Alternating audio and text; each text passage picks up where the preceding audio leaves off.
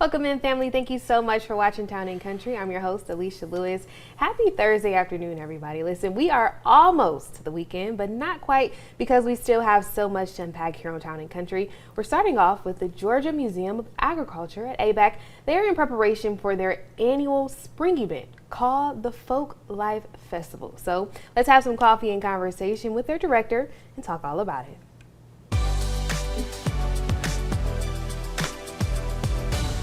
All right, so Mr. Garrett Boone, welcome to Town and Country. How are you today? I'm doing great. Thank you for having me today. Oh, of course. All right, so can you first start off by giving us an overview of the Folklife Festival and the significance it has to Georgia's history? Most definitely, and the Folklife Festival is one of our annual events, one of 8 that we currently have.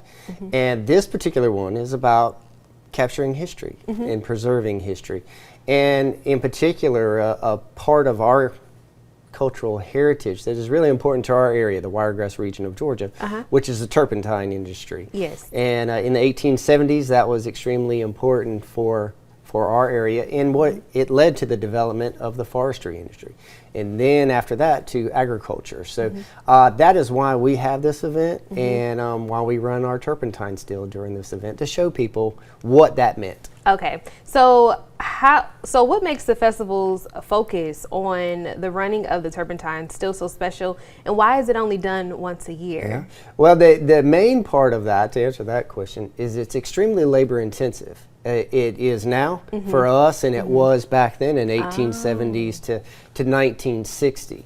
And it takes a lot of time and a lot of effort and a lot of labor to do this. We tap about 1,500 trees to run this just one time in the year. And what that equates to is about 4 barrels of gum to make that run. And out of that 4 barrels of gum for that turpentine still to charge it, it's about 50 gallons of turpentine that we get out of that. So the main reason that we only want to run it one time a year is due to the labor of it, and also that during the winter, gum doesn't run out of trees as freely as it does during the hotter months.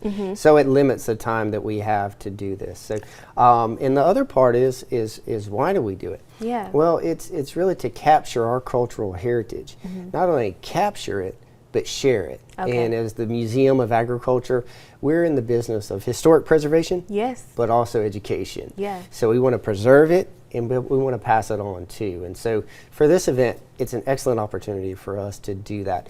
And it captures a picture of what led us to where we're at today. That is true. And that's what learning about history, capturing history, preserving is all about. It's learning where we came from and what got us to where we're at today. Awesome.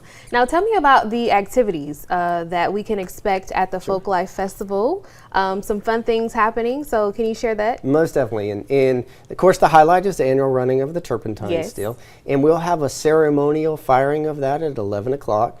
But the other part that really people enjoy too is the antique tractors and tractor parade. That's we have a big following for that, but we also have interactive demonstrations. And that's really how we set this up, is hands-on, interactive. We want you to touch something. We want you to do something. So whether that's fiber arts, tatting, historic dance, a hayride, mule plowing. We'll have mule plowing there to see what that's about.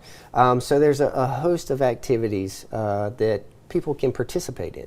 And somebody can tell you something. Right. But it's another thing if you can actually see it and touch it. Touch it. We all learn in different ways. So that is true. We want to capture all of that. So that's how we set this event up, is for you to do something and interact with history. Okay. Now, for my viewers who are not familiar, I don't want to assume anything. Can you kind of describe the process of how the turpentine actually works? Sure. And the easiest way to describe it, and what most people are familiar with, is like a whiskey still. The concept is the exact same, just on a much larger scale. Got it. And so we charge, we put the raw gum that we collect from the pine trees into a copper kettle, a large copper kettle. And then we light a fire underneath it and heat it up.